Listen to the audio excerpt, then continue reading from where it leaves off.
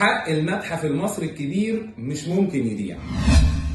بتفكر تحفر، بتفكر تسرق، بتفكر تهرب آثار وتبيعها في الخارج؟ صدقني القانون واقف ليك بالمرصاد. أي حد يحاول يحفر وينقب على الآثار فيها سجن من 3 ل7 سنين. طب بيحفر وقاصد من حفره ده إن يطلع آثار ويهربها للخارج، العقوبة سجن مشدد. طب ولو سرقت آثار، العقوبة سجن مؤبد وغرامة من 1,000,000 ل5 مليون جنيه. طب لو شغل دماغه وطلع الآثار وقدر يهربها بره واتباعت بره، كل من حاز أو أحرز أو باع أثرا أو جزء من أثر خارج جمهورية مصر العربية، العقوبة السجن المشدد وغرامة من 1,000,000 ل10 مليون جنيه. وكل ده جه في قانون حماية الآثار رقم 117 لسنة 1983 وتعديلاته في 2018، وآخر تعديل ليه كان بالقانون 20 لسنة 2020. الخلاصة: بتحفر عشان تطلع آثار وتهربها، بتسرق آثار،